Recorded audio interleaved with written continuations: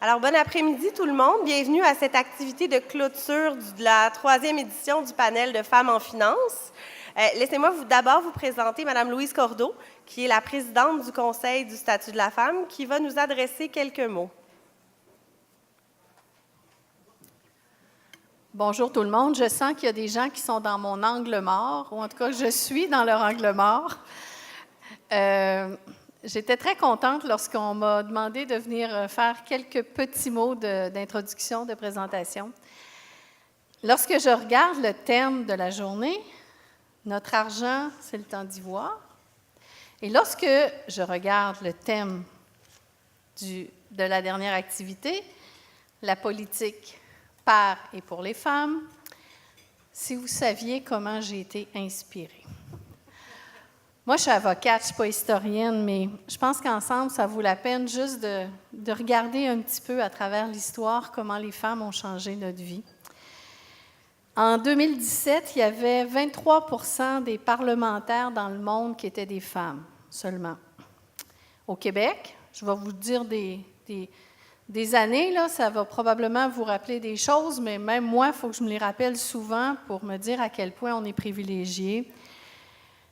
Les femmes ont acquis le droit de vote en 1940. C'est Adhédar Godbout qui était premier ministre. Et dans les livres d'histoire, on raconte qu'il avait voté 12 fois contre le vote des femmes, jusqu'à temps que Thérèse Casgrain, elle devait avoir une tête dure, le convaincre de faire une législation accordant le droit de vote aux femmes. En 1947, 7 ans plus tard, on a la première candidate. En 1961, on change de dizaine, là, on a la première femme qui est élue, Marie-Claire Kirkland.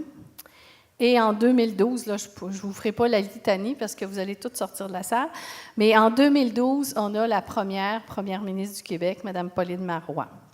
On le sait, je ne vous apprends rien, on se dirige actuellement vers une élection qui sera historique au niveau des candidates. On parle de 47,2 candidates.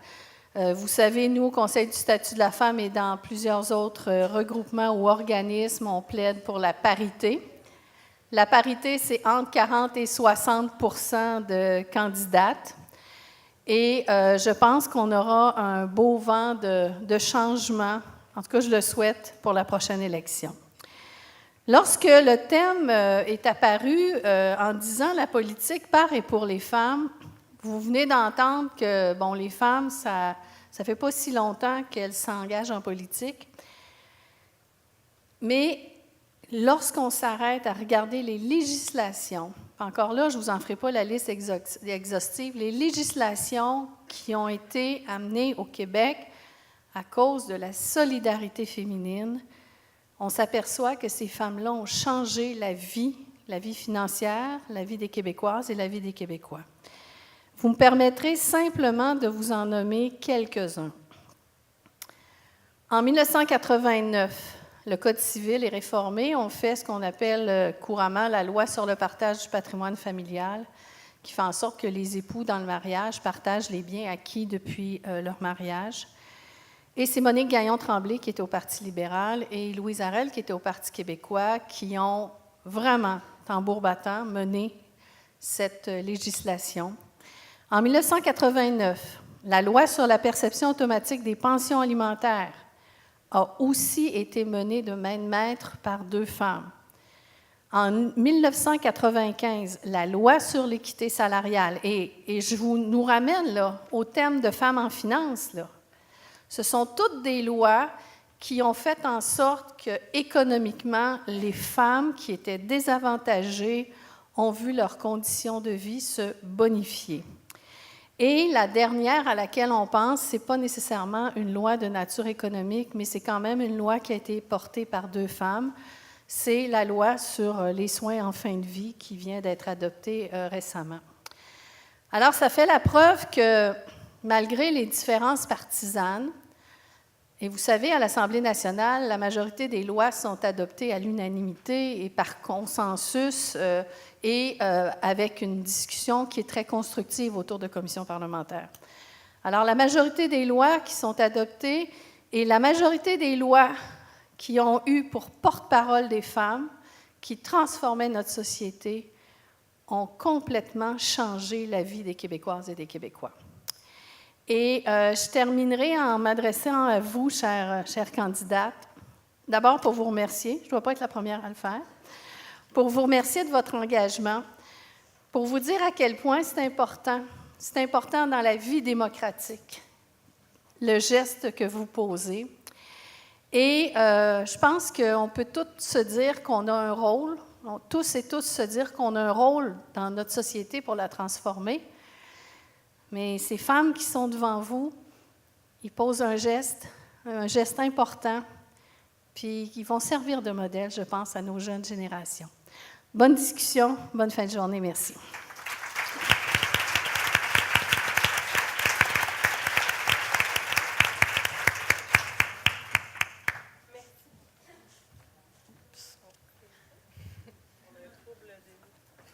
Le micro s'est décroché.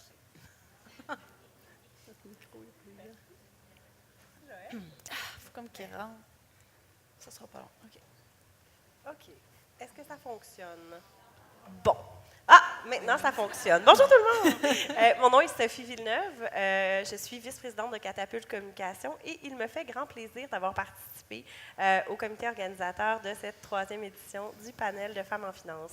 C'est formidable de voir autant de femmes réunies ici cet après-midi pour entendre parler des enjeux politiques. Je vais tout de suite vous présenter les 4 femmes qui sont avec moi sur la scène et qui représentent des partis politiques pour venir nous parler cet après-midi de leur vision du Québec, de leur vision politique, des raisons pour lesquelles elles ont pris la décision également de s'engager. Donc, tout d'abord, ici à ma droite, Joëlle Boutin, qui représente la coalition Avenir Québec. On a Mme Marie-Christine Lamontagne, qui représente Québec solidaire. On a Mme Julie-Maude Perron, qui représente le Parti libéral du Québec, ainsi que Mme Diane Lavallée, qui représente le Parti québécois. Je vous explique la formule. On n'est pas ici pour débattre, on est ici pour présenter des idées. Donc, ça va vraiment se dérouler sous forme de panel. Il y a des droits de parole à chacune des candidates que je vais vous présenter de manière un peu plus exhaustive. Puis, à la toute fin, il y aura une période qui est réservée à des questions du public. Donc, vous pourrez poser vos questions s'il en demeure à la fin. Donc, voilà. Tout d'abord, je vais vous présenter Mme Boutin, conseillère au sein du reconnu cabinet de relations publiques nationales depuis l'automne dernier. Madame Boutin est également cofondatrice et éditrice en chef de Femmes Alpha, une communauté qui vise à promouvoir le leadership féminin, notamment dans l'industrie du numérique. Gestionnaire de projets habile, excellente stratège et communicatrice naturelle, Joëlle Boutin a par ailleurs cofondé Atelier Edel, une entreprise d'import-export spécialisée dans la production de literie en coton biologique pour enfants, où elle a occupé le poste de directrice marketing pendant plus de 4 ans. Elle a commencé sa carrière en tant que pilote d'avion professionnel, a également été associée à la recherche au sein de la Table ronde nationale sur l'environnement et l'économie, où elle a contribué à la rédaction de plusieurs rapports touchant des enjeux de développement durable.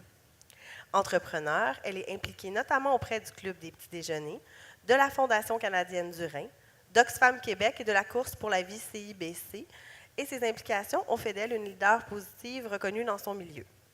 Elle a complété un baccalauréat intégré en économie et politique et une maîtrise en politique publique et administration publique spécialisée en politique internationale à l'Université Concordia.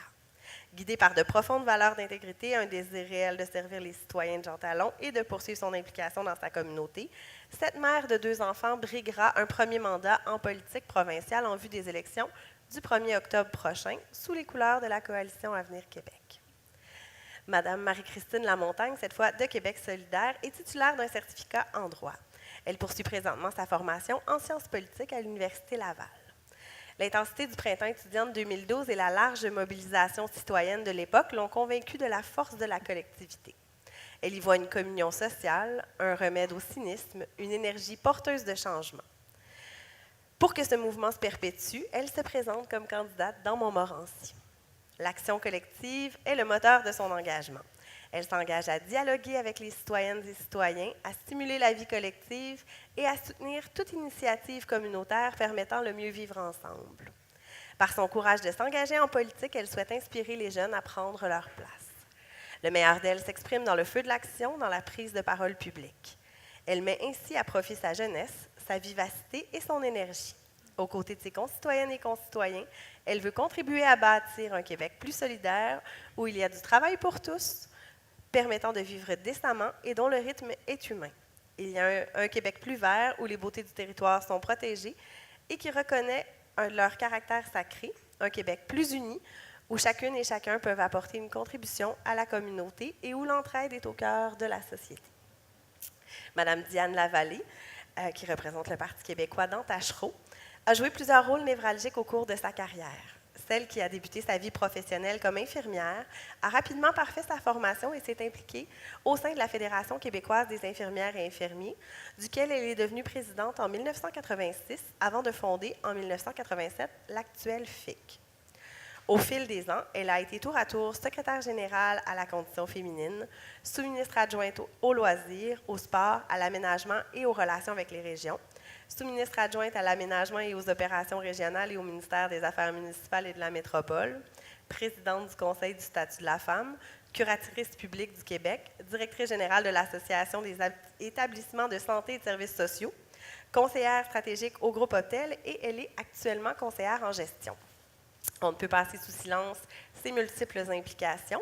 Elle est en effet administratrice au sein du conseil d'administration et membre du comité de vérification du groupe Entreprise Santé, administratrice au sein du CA et membre du comité exécutif d'Ose Entreprendre, présidente de la campagne de financement du Centre multiethnique de Québec, bénévole pour l'accueil et l'intégration de réfugiés, au comité d'accueil des réfugiés de Saint-Yves, membre du comité des gouverneurs, à la direction des assurances du réseau de la santé et des services sociaux, présidente du conseil d'administration de l'Institut d'administration publique de Québec, ambassadrice pour la campagne de financement à la Grande Marelle de l'Hawaï, ambassadrice pour la rue des femmes itinérantes à Montréal, présidente de la division monde communautaire et syndicale pour la campagne annuelle de financement de Centraide, membre du bureau des gouverneurs, Fondation communautaire du Grand Québec, membre du conseil d'administration de la Société des relations internationales du Québec, et membre du conseil et présidente du comité sur l'appropriation par les communautés locales de leur développement. C'est beau. Oui, c'est une belle énumération. Alors, et on termine ici avec Mme Julie Maud-Perron, qui représente le Parti libéral du Québec dans la circonscription de Louis-Hébert. Elle est native du quartier Saint-Yves, ici à Québec, est intéressée par la politique depuis son plus jeune âge. Elle a même représenté la circonscription de Jean Talon au Parlement écolier alors qu'elle était en 6e année. Résidente de Cap-Rouge, elle y a fondé sa famille. Elle est en effet mère de 2 enfants âgés de 3 ans et de 9 mois. Diplômée en droit et en administration des affaires de l'Université Laval, Mme Perron a effectué son stage du barreau et ses premières années de pratique en cabinet privé chez Norton Rose Fulbright. Dans le cadre de ce travail, elle a côtoyé le milieu des affaires et les entrepreneurs de la grande région de Québec. Depuis maintenant 5 ans, elle est avocate au contentieux de l'Autorité des marchés financiers. Son quotidien l'amène à plaider devant les tribunaux. Comme actrice du milieu de la justice, elle est en mesure de constater les enjeux qui sont liés à notre système pour les années à venir. Depuis plusieurs années, elle s'implique dans sa communauté à titre de bénévole pour diverses causes au niveau du sport, de la santé et des arts. Elle a notamment siégé au conseil d'administration de la Caisse des Jardins de Sillery Saint-Louis-de-France et elle a fondé et présidé pendant 5 ans le Cercle 179, soit le regroupement des jeunes philanthropes de la Fondation du Musée national des beaux-arts du Québec. Elle a siégé à titre d'administratrice au conseil d'administration de la Fondation du Musée national des beaux-arts du Québec, de la Fondation Imaginer un monde meilleur, ainsi que de la fondation de son école secondaire, le Séminaire des Pères Maristes. Optimiste face à l'avenir, elle ose espérer pouvoir contribuer à changer le cynisme face à la politique. Pour y arriver, Mme Perron croit que l'implication et la proximité des citoyens, la transparence et le sens de l'écoute sont des clés. Elle croit aussi que l'engagement de nouveaux visages, que la participation de ces derniers sera bénéfique à notre collectivité. Je dois dire que les participantes de notre colloque sont 4 nouvelles candidates. Je trouve ça très, très rafraîchissant et je suis vraiment contente de vous avoir. Alors, au cours de ce panel, on aura la chance de mieux vous connaître. On y va tout de suite en vous offrant la chance de parler pour 2 minutes chacune de vos motivations. Et on débute avec vous, Madame Lamontagne. Bonjour tout le monde. J'ai la chance d'ouvrir ce panel aujourd'hui. Ça me fait très plaisir d'être ici. Je suis assez jeune, donc c'est la première fois que je fais un panel du genre ou que je participe à un débat. Je suis bien heureuse là, de vivre cette expérience-là pour la première fois avec vous. Pour moi, c'est important qu'il y ait des femmes en politique, mais c'est important surtout qu'il y ait des gens qui s'impliquent en politique puis qu'on recommence à prendre acte de nos institutions. Moi, j'ai décidé de me présenter en politique, de faire le pas de plus. Ma décision s'implique dans un contexte mondial de prise d'action citoyenne. Je ne sais pas si vous vous souvenez, en 2017, il y avait eu la marche des femmes aux États-Unis, une marche historique où 2 millions de femmes étaient sorties dans les rues pour les droits civils, mais aussi pour dénoncer l'élection de Donald Trump, qui tient des propos régulièrement misogynes. Tout ce contexte-là, ça l'a réveillé une femme de dire hey, « moi aussi, il faut que je passe à l'étape suivante d'implication. Je veux faire quelque chose. » J'étais aussi indignée, profondément indignée de la situation au Québec face à l'inaction qu'on avait face au dérèglement climatique. On le sait, les changements climatiques, c'est rendu une urgence. On ne peut plus vivre dans le déni, il faut agir. Puis malheureusement, on n'en parle pas assez. On passe à côté de l'environnement comme si ce n'était pas important, malgré qu'il y ait un consensus de plus de 1500 scientifiques provenant de 500 pays différents. Donc, à mon sens, il faut en parler pour assurer la pérennité, pour assurer la suite des choses. Puis moi, c'est ce que je veux faire ici. Également, quand je vous parle que mon implication s'inscrit dans un contexte mondial, bien, tout le mouvement MeToo, ça m'a beaucoup inspiré. On sent qu'il y a un changement de paradigme qui est en train de se passer. C'est bien, mais il faut continuer de pousser dans cette direction-là. Il faut continuer de valoriser les femmes puis de ne pas juste les voir en fonction de leur physique. Merci beaucoup. Alors, on poursuit avec Mme Lavallée, que je vous invite à prendre la parole pour 2 minutes. 2 minutes, oui. Bon, c'est une vraie présentation. Eh bien, moi aussi, je suis très contente d'être ici aujourd'hui. Écoutez, mon parcours en a été un de défense de droits des travailleuses, des infirmières, défense de droits des femmes aussi pour conseiller des ministres successifs sur l'égalité, les politiques d'égalité entre les hommes et les femmes. Et j'ai passé ma vie aussi à commenter, observer notre système public de santé et nos programmes sociaux, dont je suis très fière. Et si je me présente en politique, c'est que je veux continuer à servir le bien public. Je pense que j'ai l'expérience, l'expertise, la motivation, l'énergie, la santé pour le faire. Et je suis une femme de conviction puis une femme d'action, connue comme ça. J'ai l'habitude de dire ce que je vais faire et de faire ce que je dis. Et je crois beaucoup, moi, à la justice sociale, l'équité, la solidarité. Et je considère que le Parti québécois est un parti qui rejoint ces valeurs-là que j'ai depuis toujours. Et c'est pour ça que je me présente dans ce parti, pour faire la différence et travailler à faire en sorte que nos programmes sociaux, que ce soit notre richesse collective qui est la santé, nos programmes en éducation, nos politiques familiales, la valorisation de notre patrimoine culturel, de notre langue, soit plus mise en avant dans les politiques publiques. Et c'est ce qui m'amène, en fin de compte, à me présenter comme candidate. Mais moi, c'est une deuxième fois. Ça, c'est un peu écrit dans mon CV. Une deuxième fois comme candidate, je l'ai déjà été en 1994, à un moment où j'avais 2 grands défis, me présenter pour être candidate et donner naissance à mon premier fils en 1994. Donc, la défaite de 1994 m'a permis d'avoir un deuxième fils et de continuer une vie active très intéressante. Donc, je suis très contente de pouvoir échanger avec des femmes de toutes les générations. Je trouve ça extraordinaire. Moi qui ai toujours incité les femmes à aller en politique, en leur disant, vous savez, si vous ne voulez pas vous occuper de politique, la politique s'occupe de vous. Donc, faites le saut. Donc, après avoir incité tant de femmes à le faire, bien, me voici donc dans la mêlée. Merci, Mme Lavallée. Mme Boutin, je vais vous inviter à vous présenter. D'ailleurs, Mme Lavallée, vous aviez presque gagné, Jean Talon. Presque. Oui. 24 voix. Vous avez toute mon admiration, je dois vous le dire. En fait, je voudrais commencer par vous remercier de nous accueillir ici. Je trouve ça fantastique. C'est ma 3e année que je viens au Cercle Finance Québec. Je trouve que c'est un très bel événement. On ose démystifier certains tabous là, qui sont... parler d'argent et les femmes, c'est pas toujours facile. Là, je suis allée à plusieurs panels dans les 3 dernières années. C'est très bien. La politique, c'est un autre endroit où est-ce que... je dirais qu'il y a du chemin à faire un peu, mais on est sur la bonne voie. Personnellement, je me suis toujours impliquée sur le terrain. Sophie en a un peu parlé. C'était important pour moi de redonner. Je suis une personne très chanceuse. À 17 ans, là, je militais dans les rues pour Amnesty International. Là. Donc, j'ai toujours été impliquée à l'université. Et puis, surtout dans les organismes qui touchent les femmes. J'ai déjà été présidente d'un groupe qui s'appelait le Groupe Entre Femmes de l'Outaouais, qui m'a amenée à voir une réalité très différente, soit l'isolement des femmes. Donc, c'est toujours été une cause importante pour moi. Femmes Alpha, on faisait la promotion du leadership féminin, ça existe encore d'ailleurs. Puis il y a eu, on sent dans les 5 dernières années comme une mouvance justement pour encourager les femmes à prendre plus leur place dans la société. Pourquoi je fais le saut en politique? Je crois que c'est une étape supplémentaire. La politique peut être un véhicule formidable pour aider le plus de gens possible, faire avancer des dossiers concrètement, mais je crois sincèrement qu'on doit changer la manière dont on fait de la politique. Pour moi, le rôle d'un élu, c'est d'être la courroie de transmission entre la population et l'appareil gouvernemental. Dans le fond, nous sommes les voix des gens, de nos concitoyens, dans le fond, à l'Assemblée nationale. Mais pour ça, il ne faut pas seulement dire qu'on va rencontrer les gens ou qu'on va aller les écouter, il faut les entendre. Mais je crois sincèrement qu'on doit créer de nouveaux canaux de communication avec les gens, organiser des consultations citoyennes, pas seulement quand on fait des élections 1 fois par 4 ans, mais régulièrement. J'ai commencé à le faire un peu par curiosité pour voir qu'est-ce que ça donnerait. Et je trouve que les gens ont d'excellentes suggestions, des choses parfois que les politiciens, on ne pense pas nécessairement, des suggestions, des préoccupations. Je vais devoir vous interrompre, Mme Boutin, puis Pour on vrai? va y revenir. Oui, Mon ça fait déjà plus de 2 minutes. Ça fait déjà plus de 2 minutes. On a encore beaucoup de temps.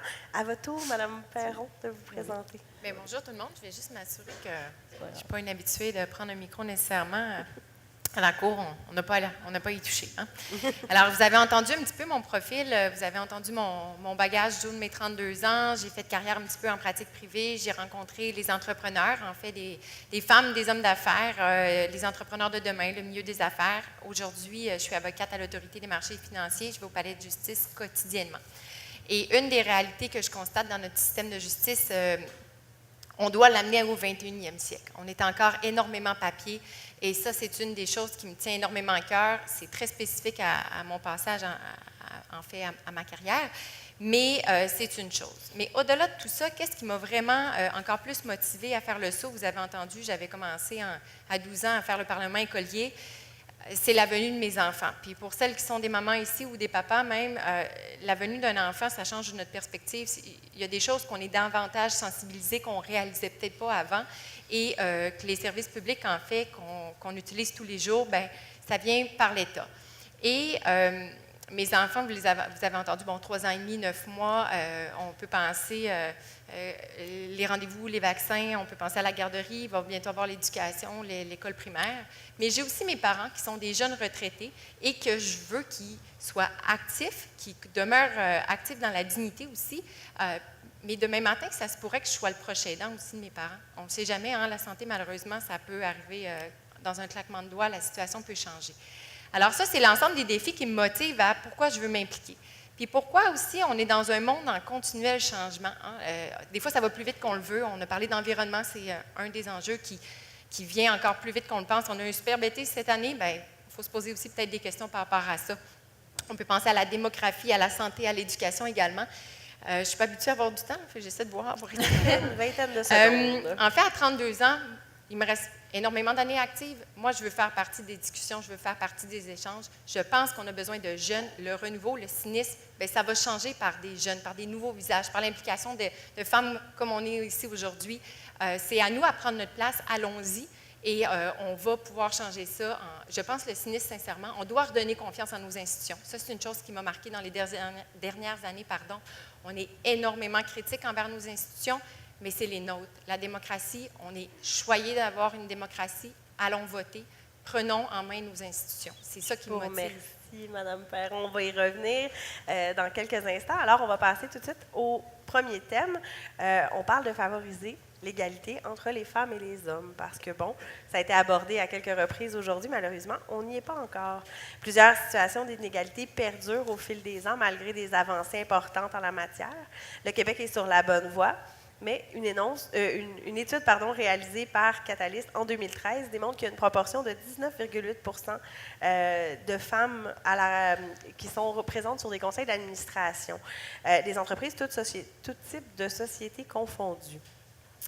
On révèle dans cette même enquête que de façon globale au Canada, les femmes occupent seulement 15,9 % des sièges au CA, comparativement à 14,5 % en 2011. Donc, ça ne monte pas très rapidement. En ce qui a trait à la politique, selon les observations du Conseil du statut de la femme, malgré les grandes avancées vers l'égalité qu'ont connues les Québécoises dans les dernières décennies, et, comme le faisait remarquer Mme Cordeau tout à l'heure, une zone de parité atteinte pour les 4 grands partis représentés au Québec au cours de cette présente élection, l'Assemblée nationale compte une présence de moins de 30 % de femmes, environnant autour des 30 % de femmes depuis une quinzaine d'années.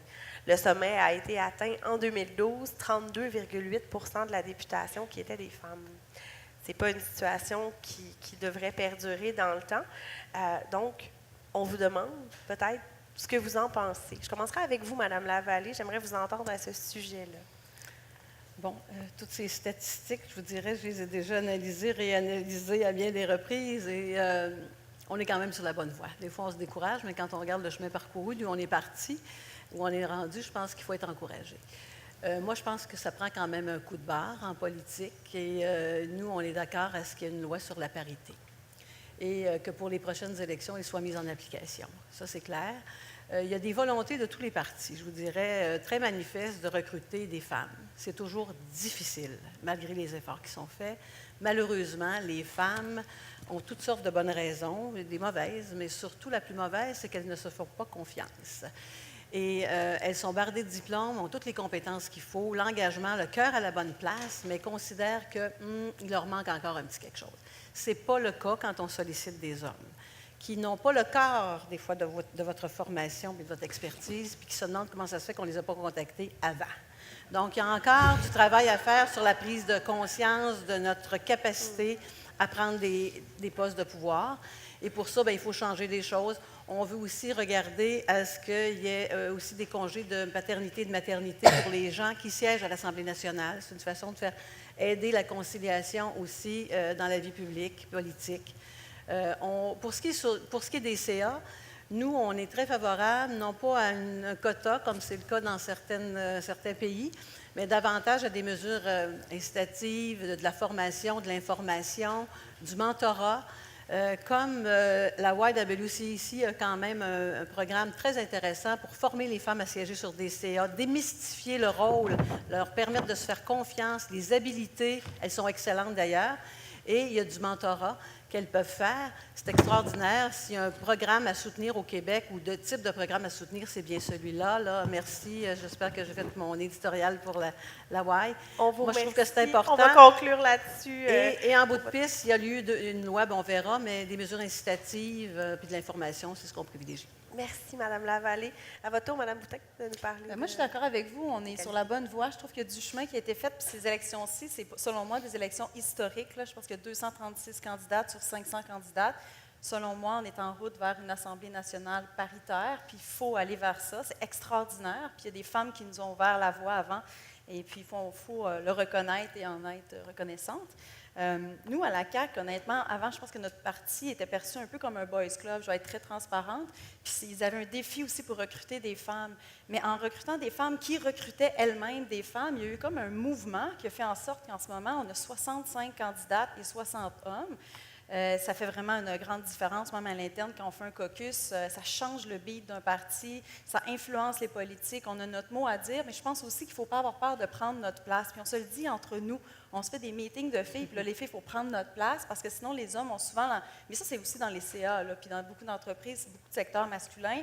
Les femmes, on prend moins notre place. Il faut oser, les portes sont grandes ouvertes, puis c'est maintenant que ça se passe, d'y aller.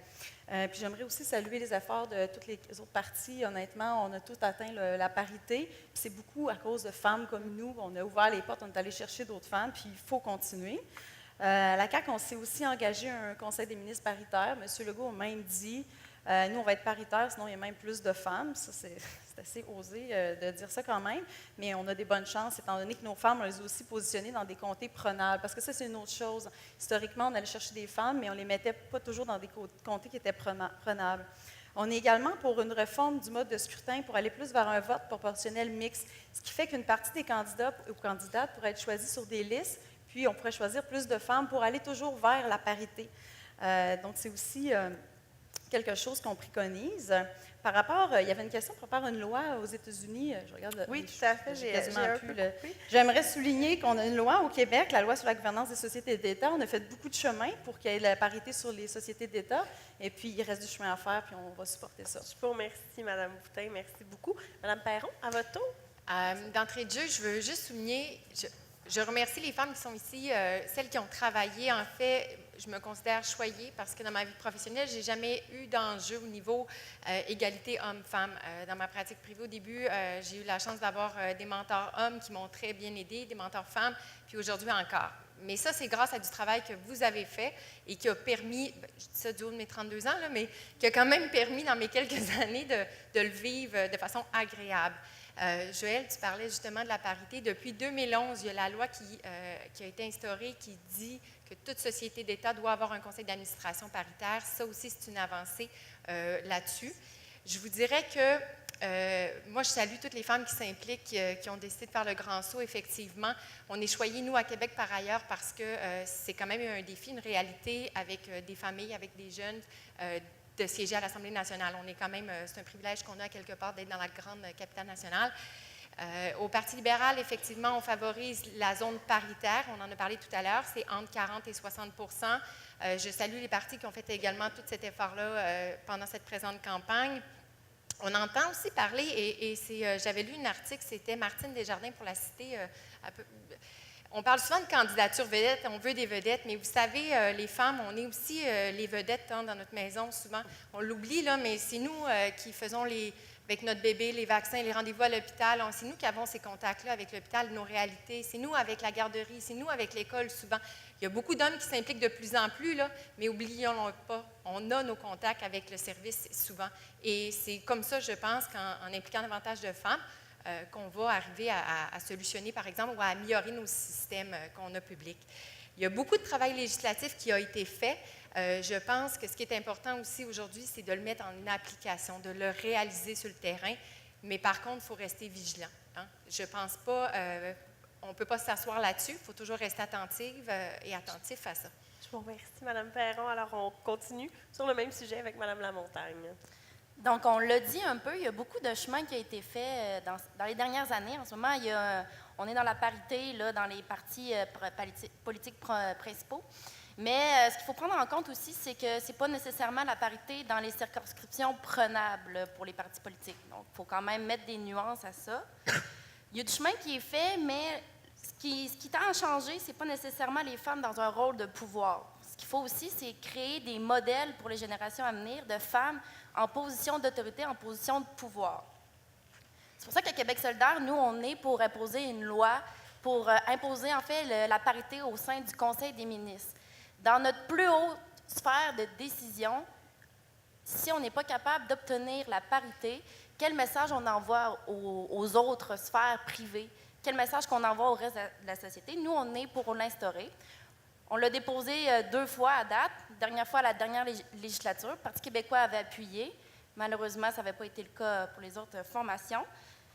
Également, il y avait eu la Commission des relations de travail avec les citoyens qui avait fourni un rapport pour la place des femmes en société. Et ce qui avait été dommage, c'est que ça avait été 2 ans de travail pour finalement accoucher d'un rapport qui avait été édulcoré énormément et qui finalement proposait des solutions qui étaient déjà en place pour favoriser la place des femmes en société. En réponse à ça, Québec solidaire avait proposé un rapport dissident qu'on avait appelé le livre rose. Nous, ce qu'on propose, en fait, c'est d'instaurer un système de bonus et de malus. Donc, des bonus financiers pour soutenir les femmes, pour qu'elles aient des mesures incitatives pour qu'elles prennent leur place, et des malus, des pénalités financières pour les partis politiques qui ne respectent pas la parité.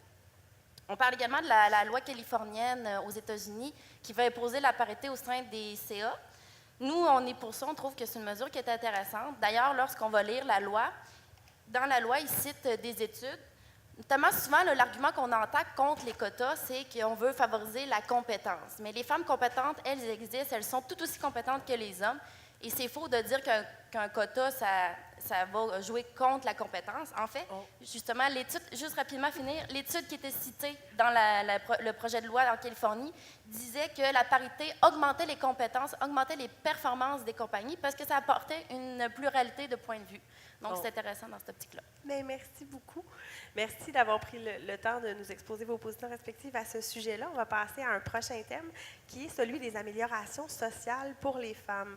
On en parle, elles touchent notre quotidien et il y a plusieurs mesures phares qui ont, au cours des dernières décennies, permis aux femmes de faire de grandes avancées sociales. On peut mentionner la mise sur pied du régime de l'assurance maladie, le développement de logements sociaux, la création du réseau des CPE qui change notre vie quotidienne, pour ne nommer que celle-ci. À l'heure actuelle, le sujet qui est sur toutes les lèvres est la conciliation travail-vie personnelle. Les familles, les travailleurs ont besoin d'équilibre. Quelles sont les mesures dans vos programmes respectifs qui permettront aux femmes de réaliser ce type d'avancée et de mieux concilier travail et vie personnelle au cours des prochaines années? Également, on parle de mesures fiscales. Malgré les progrès remarquables des femmes en matière de scolarisation et d'accès au marché du travail, dans les faits, des inégalités importantes persistent. Lutter contre les inégalités entre les femmes et les hommes exige de développer des outils pour mieux apprécier leur importance et ainsi mieux informer l'élaboration des politiques publiques, y compris les politiques en matière d'impôts. Le régime fiscal peut jouer un rôle dans la promotion de l'égalité entre les hommes et les femmes. Il peut aider à transformer la répartition traditionnelle des rôles, source d'inéquité entre les sexes, et favoriser l'autonomie économique des femmes et l'égalité avec les hommes. C'est des sujets dont on a beaucoup discuté aujourd'hui. Les panels auxquels j'ai assisté les ont abordés. Au-delà des critères habituels d'équité et d'efficacité, un régime fiscal satisferait aux critères d'équité entre les sexes s'il était conçu de façon à réduire les incitatifs qui tendent à perpétuer les inégalités. Comment votre parti respectif a-t-il l'intention de donner suite au rapport « La fiscalité est-elle neutre par rapport au sexe ?» Une analyse différenciée selon le sexe des mesures fiscales réalisée par des chercheurs de l'Université de Sherbrooke. Finalement, en matière de droit de la famille, le droit de la famille a peu évolué depuis les années 80, malgré le fait que la vie a beaucoup changé. C'est une longue période au cours de laquelle les réalités familiales et sociologiques ont évolué. Près de 60% des enfants sont nés hors des liens du mariage. Il y a beaucoup de familles recomposées et il y a aussi la question des mères porteuses. Rien de tout ça n'est pris en compte dans notre droit familial actuel. Que comptez-vous faire pour y remédier? Et je vous demande de répondre à ces nombreux sujets en 2 minutes chacune. 2 minutes. En commençant par vous, Madame Boutin. Bonne chance! Je vais être très brève. Je vais commencer avec le droit, la droit à la famille, là, la loi sur le droit à la famille. Comment ça s'appelle? Droit de la famille. Droit de la famille, excusez-moi. C'est grand thème. La dernière réforme qui a eu lieu en cette matière, droit de la famille, c'est en 1980. Il y a eu un rapport qui a été émis par Alain Roy, déposé en juin 2015, mais c'est resté sur une tablette. Là, on voit que les gens ne se marient plus comme avant, puis sont moins protégés par la loi sur le mariage. Il y a beaucoup de conjoints de fait, puis je pense qu'on en parlait hier ou avant-hier dans les médias. Au niveau fédéral, là, ils veulent entamer aussi, annoncer une réforme au niveau du droit à la famille. Nous, à la CAQ, on propose là, de réformer le droit à la famille, enclencher une réforme, mais on va commencer par une consultation pour connaître les besoins là, et je suis précis des Québécois. Là, je vais passer à un autre thème rapidement. Par rapport aux mesures fiscales, ce qu'on remarque, c'est que les femmes jouent beaucoup dans la société un rôle d'aide de proche aidant, aide à la famille. Donc, il y a beaucoup de ces mesures fiscales sociales qui touchent les femmes. C'est comme ça, on aime aider les femmes. Donc, nous, ce qu'on propose, c'est bonifier un petit peu certaines de ces mesures. Premièrement, par rapport aux tarifs en garderie, les ramener à 8 $ graduellement, parce qu'il y avait eu un petit choc tarifaire. Bon, ça a changé beaucoup dans les dernières années, dans les dernières 10 ans. On aimerait ça, un petit peu ramener ça pour avoir un petit allègement fiscal au niveau des budgets familiaux. Bonifier un petit peu l'allocation famille pour justement les 2e, les 3e enfants, pour les gens qui désirent, là, je suis correct? Il reste une trentaine de secondes. Avoir plus d'enfants, mais surtout, c'est plus au niveau du budget, parce que souvent, on est dans une étape de notre vie où c'est très difficile de concilier. Il faut travailler, s'occuper des enfants, puis il y a comme une lourdeur budgétaire. Et également, exclure les pensions alimentaires pour enfants du calcul des prestations d'aide sociale, d'aide financière aux études, du soutien au logement, pour en redonner un petit peu plus à des femmes qui sont souvent des femmes monoparentales. Ça touche 8000 foyers environ. Ça, c'est des mesures là, pour redonner un petit peu plus. Merci beaucoup, merci beaucoup. Madame Perron, à votre tour. Oui. En fait, je veux souligner, on a parlé des programmes qui existent au Québec. Il y a un programme exceptionnel, c'est le régime québécois d'assurance parentale. On n'en a pas parlé, mais sincèrement, en fait, pourquoi notamment je peux être candidate aujourd'hui, c'est parce que je le partage avec mon conjoint, le congé parental. On a un enfant de 9 mois, alors c'est mon conjoint qui est à la maison, qui s'en occupe. Pour celles qui sont des mamans ici, les premières journées, Mathieu, il me disait... Julie, aujourd'hui, j'ai essayé, il me semble que je n'ai pas arrêté, mais si j'ai rien fait, vous savez ce que je veux dire. C'est exactement ça. Je dis, salut, bienvenue dans le monde, les femmes. C'est ça. Mais c'est exceptionnel. On doit en être fiers. C'est unique ici. Et sincèrement, merci à toutes celles qui ont travaillé en 2006. En fait, ce programme-là existe depuis 2006. Ce que le Parti libéral propose par rapport aux engagements dans le cadre de la présente campagne, on parle de mettre 2000 places de plus de garderies, mais où, garderies, services de garde, peu importe, mais où dans les milieux de travail, dans les universités, dans les cégeps. Pourquoi? Le matin, là, on fait la ronde de lait des fois. On peut aller porter un petit à la garderie, après ça, on va à l'école, c'est pour faciliter. C'est ça, ultimement. Après ça, on parle d'étaler le congé parental sur une période de 2 ans, le RQAP, au lieu que ça soit dans l'année. Par exemple, des gens qui travailleraient dans un secteur d'activité qui a un boom pendant l'été, par exemple, qui pourraient revenir faire le boom, repartir en congé par la suite, le suspendre, en fait. On parle également de conserver 10 jours du congé parental. En fait, on retire 10 jours de l'année pour le conserver pendant les premières années. On le sait, hein, les petits, quand ça rentre à la garderie, tous les microbes y passent. Les parents aussi, on y passe par moment. Alors, c'est cette période-là qui peut être des fois plus difficile. Bien, ça, c'est facilité pour les... Puis souvent, ça l'arrive, c'est les femmes. Ou on appelle les grands-parents, évidemment, mais c'est pas tout le monde qui les a à proximité puis qui sont disponibles. On parle également d'une allocation qui pourrait varier entre 150 $ et 300 $ par enfant qui va être ajoutée selon les revenus, qui va être modulée. Je vais vous parler également, il y a une modification dans la loi sur les normes du travail qui va rentrer en vigueur, en fait, le 1er janvier prochain, qui va, pour tout le monde, les 2 premiers jours d'absence au travail par rapport au congé, que ce soit, par exemple, pour être un proche aidant, que ce soit pour la maladie d'un enfant, ces jours-là, ils seront payés. C'est une modification qui a été apportée cette année et qui va rentrer en vigueur, c'est important. Je vous remercie, Mme Perron, je m'excuse, c'est rapide. Hein? Oui. Il faut entrer dans un cadre de temps, je suis désolée. Alors, Mme Lamontagne, à votre tour. Oui, bien, pour commencer avec la conciliation travail-famille, j'aimerais vous dire une petite statistique. En fait, en 2016, en moyenne, les femmes se sont absentées pour des responsabilités familiales 74 heures, tandis que chez les hommes, c'est 19,5 heures en moyenne. Donc, on voit encore la fameuse charge mentale repose sur les épaules des femmes, malheureusement.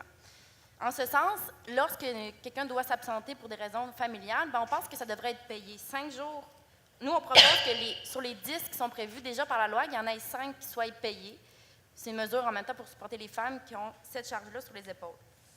Concernant les mesures fiscales, bien, nous, on est pour adopter l'analyse différenciée selon les sexes, parce que c'est une manière d'identifier les faiblesses, les enjeux qu'on ne verrait pas autrement. Parce qu'en ce moment, tout est appliqué de manière uniforme, mais dans la réalité, il y a plusieurs facteurs, plusieurs contextes qui font en sorte que c'est pas pareil. La réalité d'un homme puis la réalité d'une femme n'est pas pareille encore à ce jour. On veut également renforcer la loi sur l'équité fiscale, l'équité salariale, et étendre son application à tous les milieux de travail. Parce qu'encore aujourd'hui, malheureusement, les femmes, trop souvent, gagnent moins que les hommes pour un travail équivalent. Donc, c'est une réalité qui existe encore. Il faut continuer de s'attaquer à ce genre de problème-là. Concernant le droit de la famille, on l'a dit un peu, c'est vrai que ça fait longtemps que ça n'a pas été réformé. Un enjeu en particulier sur lequel on veut s'attaquer, c'est de plus en plus, les couples ne se marient plus puis ont des enfants en dehors de l'union du mariage. Donc, ça fait en sorte d'avoir des enfants en union de fait. Ils n'ont pas la protection que propose le mariage, Donc, nous, on propose de mettre les mêmes règles qu'aux couples mariés pour les couples en union de fait après 2 ans. Ce serait un régime qui s'appliquerait d'office à tous les couples après 2 ans. Et pour ceux qui ne voudraient pas bénéficier de la protection, ils pourraient se retirer de cette protection-là de manière volontaire. Là, étant donné que c'est un régime qui s'appliquerait d'office, bien, il faudrait également publiciser les nouvelles règles qui s'appliqueraient. Donc, ce seraient les mêmes règles aux couples en union de fait qu'aux couples mariés qu'on propose. Merci beaucoup, Mme Lamontagne. Alors, on conclut ce bloc-ci, Mme Lavallée, avec vous. Avec 2 minutes. Oui, 2 minutes. Bon, écoutez, pour toutes ces questions, moi, je vous dirais que les mesures les plus importantes qui ont été mises de l'avant pour permettre aux femmes et aux hommes de mieux concilier leurs responsabilités, ça a été vraiment la mise sur pied des services de garde et les régimes québécois d'assurance parentale. Et nous, on promet de mettre de l'avant, de revenir à un tarif fixe pour ce qui est des services de garde, de 8,5 $ pour un premier enfant, 4 pour un deuxième, 0 pour les suivants. Et les familles plus démunies, dont le salaire familial est en bas de 34 000 $, ces gens-là ne paieront pas. On veut bonifier aussi le régime québécois d'assurance parentale pour permettre aux pères de prendre un peu plus de temps. Aux mères, il y en a beaucoup, mais 7 semaines. Une petite anecdote, ce sont les femmes dans les conventions collectives, notamment la CSN, qui ont forcé pour demander des congés de paternité à l'encontre des hommes à une époque. Et pendant bien longtemps, ils les prenaient pour aller à la chasse et à la pêche. Donc, ça a bien changé, je vous le dirais. Donc, ce qu'on veut faire aussi, c'est que les parents adoptifs aient les mêmes congés que les parents biologiques. On veut mettre de l'avant aussi qu'un 20 jours ouvrables, un mois qui est donné dans le congé parental, puisse être utilisé de façon fractionnable dans les années jusqu'à la maternelle de l'enfant pour permettre aux parents d'aller chez le dentiste, d'aller chez le médecin, etc. Le père comme la mère, on l'espère, le père aussi, prendra des rendez-vous médicaux et on veut travailler dans ce sens-là. On veut aussi donner du temps aux familles. Donc, il y a plusieurs politiques qui permettent de donner du temps. Les politiques de transport aussi, quand on veut favoriser le covoiturage, le télétravail, c'est ce qu'on veut inciter le plus possible, des réseaux de transport structurants qui fait que les gens passeront moins de temps dans l'auto, mais plus de temps dans leur famille. C'est bon pour l'ensemble des régions du Québec. On veut bien sûr faire en sorte que la réforme du droit du travail se fasse enfin.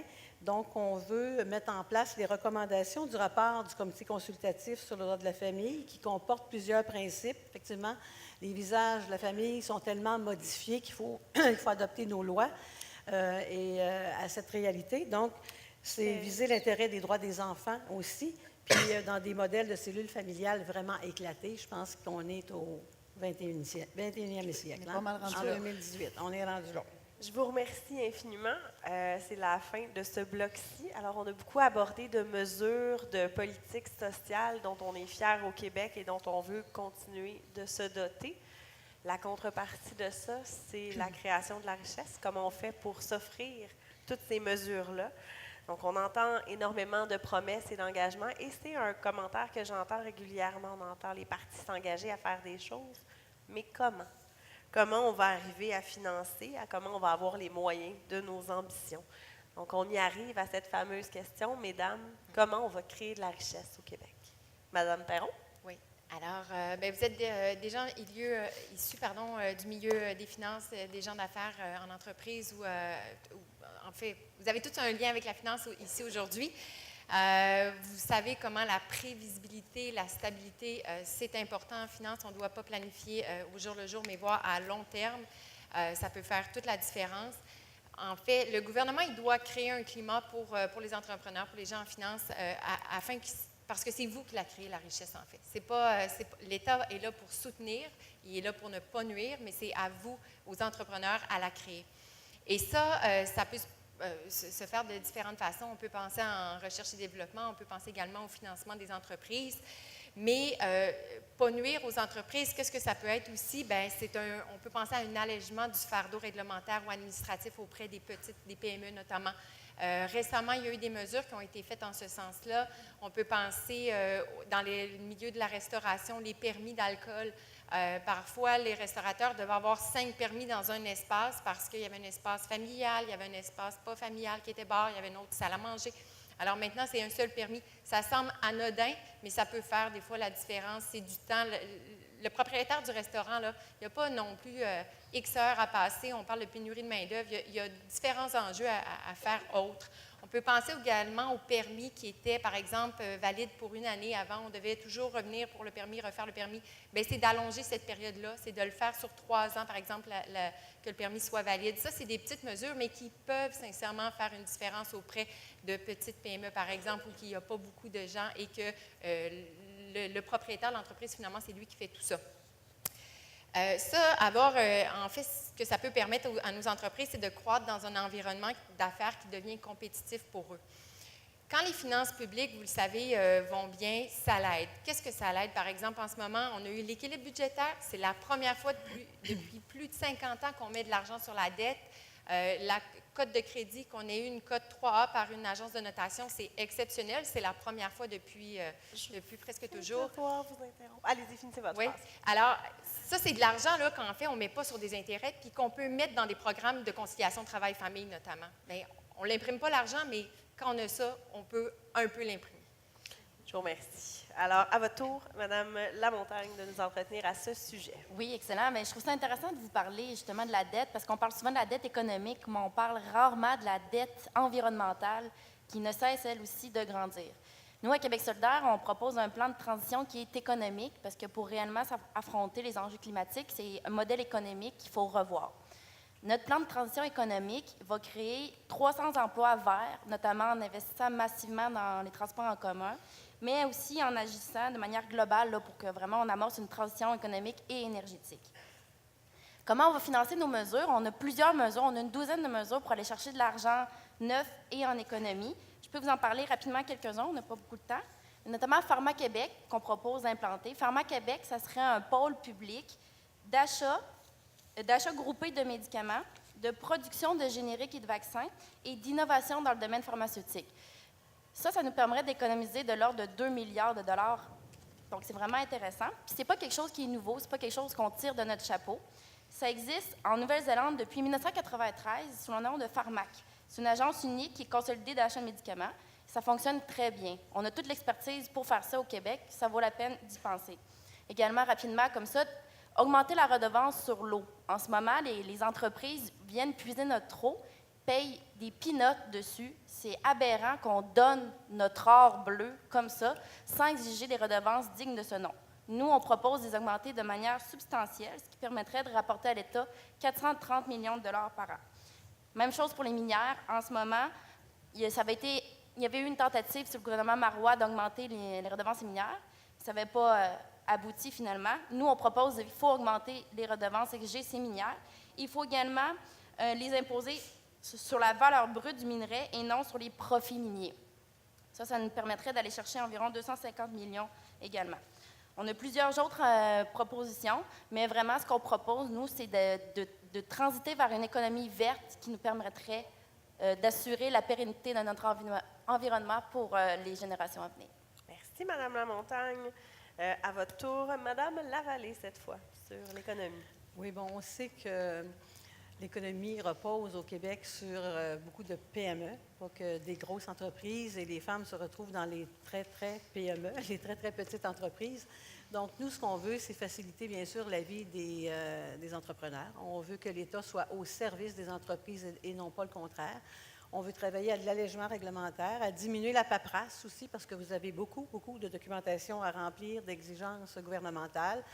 On veut instaurer le principe d'une fois suffit. À partir du moment où vous rentrez des données dans un ministère, ça devrait être rendu partout pareil pour éviter que toutes les données soient transmises dans tous les organismes gouvernementaux avec lesquels vous faites affaire. Juste la paperasse, on m'avait donné des données. Ça coûte 8 milliards en temps personne aux entreprises québécoises, juste la paperasse administrative. Donc, réduire les coûts de moitié, c'est 4 milliards de plus qu'on met dans les poches de nos entrepreneurs. On veut mettre des mesures pour soutenir aussi la commercialisation puis l'exportation dans nos PME en faisant des exemptions d'impôts par palier d'augmentation de l'exportation. On veut aussi travailler à faciliter l'achat, soit par les employés ou par les familles des entreprises quand les gens veulent s'en libérer, plutôt que de faire en sorte que ce soit des capitaux étrangers, des entreprises étrangères qui prennent possession de nos joyaux au Québec. On veut soutenir aussi le modèle coopératif. Il y a beaucoup de femmes dans le milieu coopératif. Et vous savez qu'à Québec, c'est 7 500 emplois.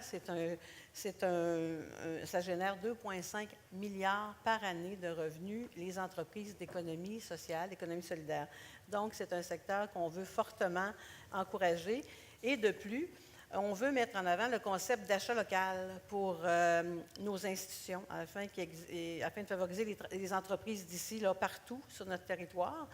Puis veiller aussi à ce que les fournisseurs soient respectent qu'il y ait un seuil minimum de 25 de contenu québécois dans les grands projets qui sont à venir. Je pense qu'il faut commencer par s'encourager. On a des gens de talent, des entreprises créatrices. On a des gens qui sont dans tous les secteurs agroalimentaires. Merci. Et il faut les encourager. Merci. Voilà. C'est vrai. C'est toujours comme... On a toujours appris de ne pas couper la parole. C'est un peu difficile de le faire. Alors, on conclut avec vous, Mme Boutin, sur ce sujet de la création de la richesse. Alors, à la Coalition Avenir Québec, c'est un secret pour personne, là. Vous savez qu'on a à cœur le développement économique, puis surtout le soutien aux PME.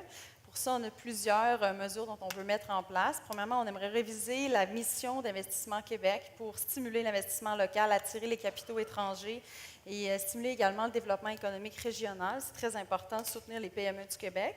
On veut aussi encourager la création de zones d'innovation partout au Québec dans le cadre du projet Saint-Laurent.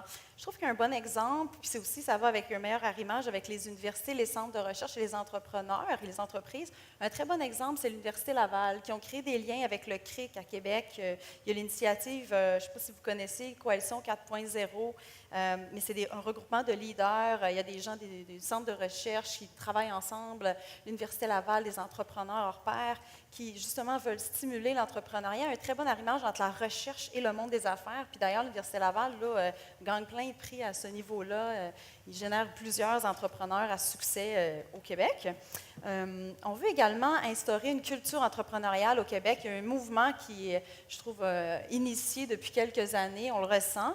Mais pour ça, je pense qu'il faudrait avoir des cours. Ce qu'on propose, nous, c'est d'implanter un cours d'entrepreneuriat à l'école pour stimuler, pour accompagner d'autres initiatives également, puis que les jeunes puissent développer des compétences entrepreneuriales qui leur permettraient un jour de réussir un projet d'affaires. On aimerait revoir également le rôle des délégations du Québec pour accompagner un petit peu plus les entreprises qui veulent exporter. En ce moment, au niveau fédéral, c'est quand même assez fort, là, si on veut faire des missions commerciales.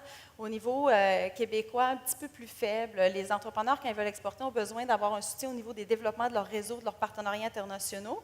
On veut stimuler l'exportation de l'hydroélectricité. On le sait, on est en surplus, il faut développer des nouveaux marchés.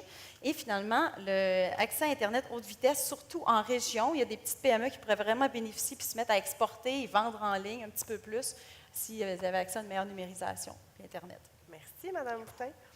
Alors, on arrive déjà à notre dernier thème. On va être obligé de skipper la question de la pénurie de main-d'œuvre. Malheureusement, il y a eu un peu de retard. On avait un dernier thème qui avait été préparé pour parler de la pénurie de main-d'œuvre.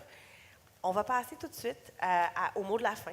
On va avoir un petit 30 secondes chacune pour venir conclure ce panel-là, puis pour vous inviter pour inviter les gens à voter pour vous, respectivement. Je suis désolée, on m'informe à l'instant qu'il nous manque un petit peu de temps. Donc, on vous donne le mot de la fin. On va commencer avec vous, Mme Boutin, qui allait nous parler. Donc, je vais parler avec mon cœur. Honnêtement, au début, j'ai dit que le visage de la politique devait changer, puis je pense sincèrement que ça doit passer par les femmes. On le voit. En 2010, le Dalai Lama a dit « Western women will save the world ». Ça a l'air spécial, tu sais, un gourou, un grand de ce monde masculin qui dit ça. Je pense qu'on a sincèrement un rôle à jouer, puis je pense qu'on devrait s'allier, collaborer ensemble, et j'ose espérer qu'on va être capable de collaborer ensemble toujours pour faire avancer les causes d'égalité hommes-femmes, les causes sociales. Puis c'est la clé, parce que la politique, en ce moment, je la ressens, on est un peu dans le combat. Puis j'entends beaucoup de femmes qui disent qu'elles ont un petit peu de difficulté. C'est juste 30 secondes? Bon. Alors, j'ose espérer qu'on va collaborer. C'est mon plus grand souhait. Merci, Mme Boutin. Alors, dans l'ordre, on avait dit à Mme Perron qui s'adresse à vous. Oui, moi, je vais vous surprendre. En fait, mon plaidoyer va être sur davantage, je vous invite à en parler de la politique. Je vous invite à encourager les jeunes dans vos entreprises, à la maison, vos jeunes, votre famille, les cousins et les cousines, tout le monde, votre mari, votre femme ce soir. Moi, ce que je veux, c'est qu'on aille voter. C'est essentiel à notre démocratie. Si on veut changer le cynisme, on a besoin de gens qui aillent voter. On doit s'intéresser à nos institutions. Le taux de participation lors de l'élection municipale au mois de novembre passé, on peut penser à celui à Montréal qui a à peine dépassé 40 %, à Québec à peine 50 %. Prenez, allez voter, puis pensez à vos valeurs quand vous allez aller voter. Merci, Mme Perron. Mme Lamontagne? Oui, moi, j'aimerais nous inviter à avoir plus à cœur notre terre-mère, comme disaient les Autochtones. On ne parle pas assez d'environnement dans cette élection-là, et pourtant, elle est déterminante pour la suite des choses. Je ne sais pas si vous avez vu passer, mais M. Guterres, qui est le chef de l'ONU, a lancé un cri d'alarme. Il nous resterait 2 ans pour amorcer une transition énergétique, sans quoi on va devoir faire face à des conséquences désastreuses. Ça veut dire que Moi, ma génération va connaître les conséquences, mais également nos enfants et nos petits-enfants. Donc, pour une perspective d'avenir, j'aimerais que la question de l'urne aux prochaines élections, ce soit l'environnement, qu'on ait tous à cœur d'agir, parce que c'est notre avenir qui est en jeu. Merci. Madame Lamontagne. Alors, le mot de la fin vous revient, Madame Lavallée? Eh bien, moi, j'invite tout le monde à se tenir informé, à ne pas hésiter à aller sur les plateformes de chacun des partis pour voir les engagements qu'ils prennent dans tous les secteurs, et particulièrement les secteurs qui vous tiennent à cœur. Il y a beaucoup de choses qu'on dit qui se ressemblent, il y a beaucoup de similitudes, on partage tout cet intérêt-là pour le bien commun. Moi, je pense qu'on vit dans une démocratie, on a cette chance-là de pouvoir voter et élire démocratiquement, même si tout n'est pas parfait dans notre régime, notre régime actuel, mais il reste qu'on vit dans des démocraties, donc il faut l'exercer. Il faut que les femmes soient présentes parce qu'on fait la différence.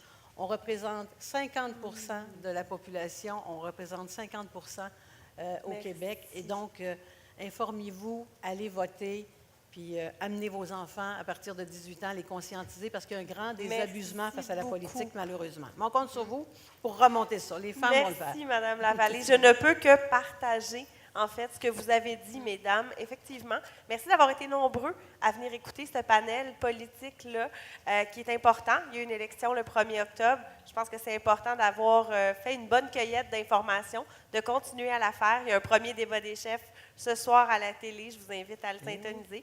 Et je vous invite également à aller voter le 1er octobre prochain. Donc, merci beaucoup à toutes et à tous. Restez assises, restez avec nous. Nous aussi, on reste assises. Parfait. Puis, je pense que c'est Mme Nicole Saint-Hilaire qui vient nous parler pour le vrai mot de la fin de cette journée de colloque.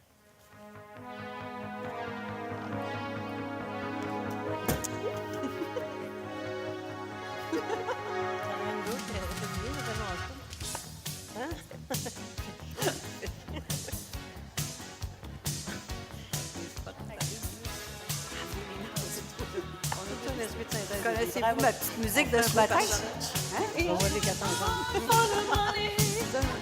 Ben, c'est déjà fini, le Work Hard for the Money. Alors, je voudrais dire un grand merci à tout le monde. Merci beaucoup aux panélistes, aux candidats. Je sais que vous avez sûrement des horaires très chargés ces temps-ci. Alors, merci d'avoir pris le temps de venir nous parler de vos engagements respectifs. Puis merci de votre engagement personnel aussi, de vous donner comme ça pour le milieu de la politique et puis pour faire vivre vos valeurs finalement à travers cet engagement-là. Donc, un grand merci d'abord à vous tous qui êtes ici dans la salle pour votre présence et votre enthousiasme très communicatif tout au long de cette magnifique journée. Pour nous, les administrateurs du Cercle et pour les membres du comité organisateur du projet, qui sommes tous des bénévoles en passant, votre présence constitue notre salaire. C'est notre récompense ultime. C'est d'avoir des gens dans la salle, enthousiastes, contents, qui prennent intérêt à ce qui s'est dit dans le cadre de nos panels aujourd'hui. Merci justement à tous nos panélistes et aux animatrices pour votre grande générosité et pour votre ouverture à partager vos connaissances et votre expérience. Et ce, bénévolement eux aussi, et malgré des agendas, on le sait, souvent très, très chargés. Merci à nos partenaires financiers. Vous êtes les assises solides et indispensables sur lesquelles nous avons pu bâtir notre colloque. Vous êtes de fiers partisans de la cause des femmes et vous méritez d'être reconnus comme tels et encouragés, et ce, à travers nos gestes de consommation et d'investissement. Vous l'avez vu aujourd'hui dans le cadre de nos différents panels, on a parlé du pouvoir de l'argent, du pouvoir de faire des choix qui vont dans le sens de nos valeurs. Alors, quand vient le temps d'encourager une entreprise, eh bien, sachons encourager celles, justement, qui ont un comportement qui va dans le sens de nos valeurs. Permettez-moi donc, ces partenaires financiers-là, de les nommer une dernière fois parce qu'ils sont vraiment très au cœur, finalement, du succès de cette journée aujourd'hui. Alors, je vais vous parler encore une fois de nos partenaires présentateurs de l'événement, nos partenaires majeurs. Il s'agit de Manuvie, Desjardins, Intact Assurance, de même que la firme Langlois Avocats. Nos partenaires hors cette année étaient les Fonds de recherche du Québec, RBC IA Groupe Financier ainsi que l'Autorité des marchés financiers. Nos partenaires argent étaient BMO, Gestion mondiale d'actifs, l'Ordre des CPA du Québec ainsi que l'Institut québécois de planification financière. Parmi nos partenaires bronze, nous retrouvons cette année l'Avri Avocat, la Capitale Assurance et Services financiers, Promutuelle Assurance, Financière Banque nationale, plus particulièrement le cabinet Brunet-Gilbert-Paquet, la Chambre de la sécurité financière, SSQ Assurance, Mercer, Lévio, Secrétariat à la condition féminine du Québec et Fonds de solidarité FTQ. Donc, merci à tous ces partenaires financiers. Également, un remerciement bien spécial à Clément Roberge, président du Cercle, et à mes fidèles et précieuses collaboratrices. Je vais les nommer ici là, parce que vraiment, elles méritent une chaude main d'applaudissements. Je vous parle ici de Shirley Roy, à la coordination événementielle. Shirley qui est ici. Tu peux te lever, Shirley.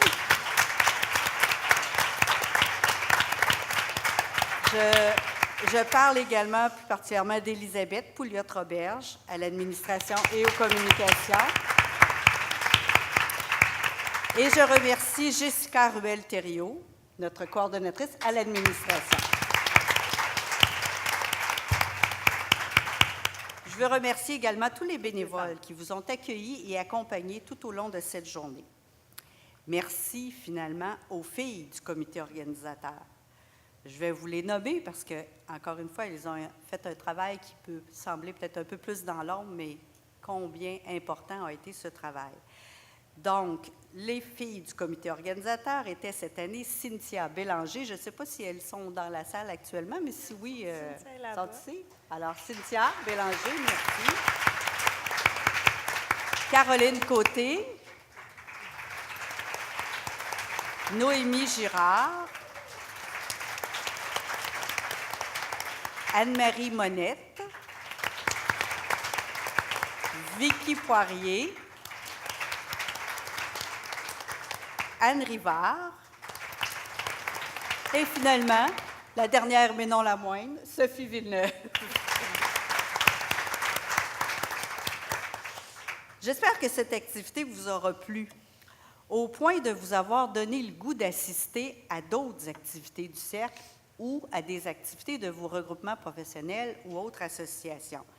Vous savez, c'est le but premier de ce colloque.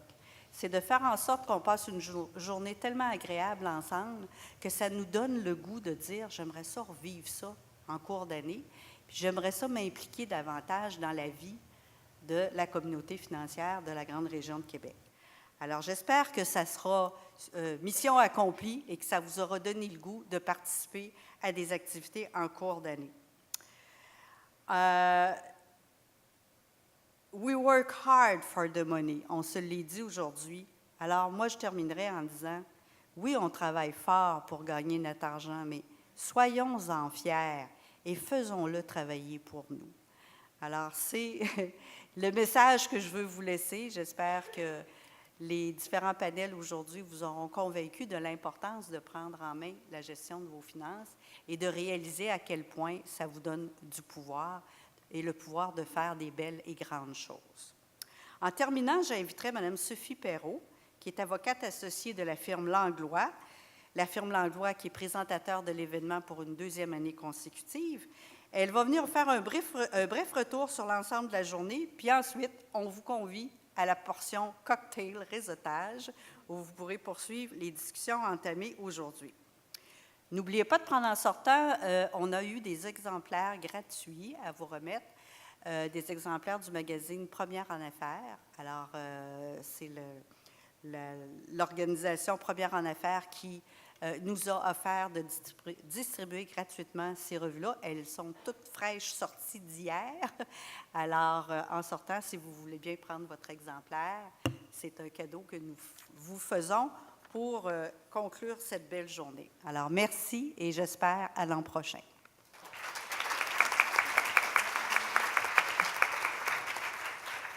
Mesdames et messieurs, bonsoir. Je serai brève, je vous le promets. En mon nom et au nom de tous les membres de Langlois Avocats, je vous remercie chaleureusement d'être venus en si grand nombre pour participer à la 3e édition du colloque Femmes en finance organisé par le Cercle Finance Québec. Alors, je me présente, Sophie Perrault, je suis avocate et associée chez Langlois Avocats. Depuis presque 25 ans, je pratique le droit et plus particulièrement le litige commercial. Ça, c'est les débats, les disputes à la cour. Malgré qu'on retrouve une majorité de femmes dans toutes les facultés de droit depuis de nombreuses années, la pratique du droit est encore majoritairement masculine, particulièrement dans les postes d'associés en cabinet, particulièrement dans les postes de direction en entreprise au service juridique. J'ai vu cependant une très belle évolution ces dernières années et c'est rafraîchissant. Je suis très fière également de dire que notre cabinet compte la parité homme-femme à son comité exécutif, à son conseil d'administration et parmi tous les chefs de secteur. Vous avez entendu ce matin Martine Lajoie nous dire « L'égalité, ce n'est pas juste la bonne chose à faire. C'est sûr que l'égalité, c'est la bonne chose à faire. Mais c'est également, c'est ce qu'elle nous a dit ce matin, la chose censée à faire en affaires. » Je ne peux pas être plus d'accord avec son propos.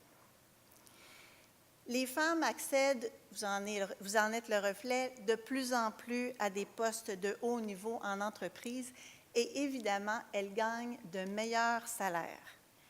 Mais ça, c'est une excellente chose. Nous sommes plus riches. C'est parfait.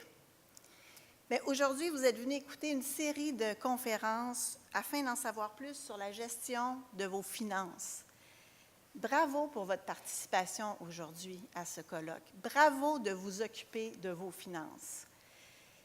On a eu une salle comble de femmes brillantes, de femmes qui ont osé, de femmes qui ont brisé des barrières, de femmes qui ont réussi et qui s'occupent de faire fructifier leurs avoirs.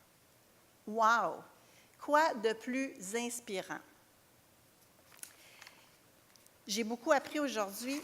C'est clair que je dois m'occuper plus de mes finances et mieux. Mais il y a une chose aussi qu'on s'est dit, en laquelle je crois énormément et profondément. On s'est dit qu'il ne faut pas avoir peur de prendre des risques. Il ne faut pas avoir peur de se faire confiance, de miser sur nous. Vous avez entendu Geneviève Desautels nous le dire ce matin. Vous avez entendu Sophie Paquet nous le dire cet après-midi. Soyons des modèles pour les autres. Ça, c'est Rose-Marie Charret qui nous l'a dit cet après-midi. Ça doit être vrai. Comme le sont nos 4 candidates, se lancer en politique. Bravo, mesdames. Bravo, on est fiers de vous. La diversité et la qualité des propos d'aujourd'hui ont été grandement appréciés de tous et m'ont touchée particulièrement. Je tiens à remercier bien chaleureusement tous nos conférenciers, toutes les conférencières, tous les panélistes. Ils ont tous et toutes été excellents.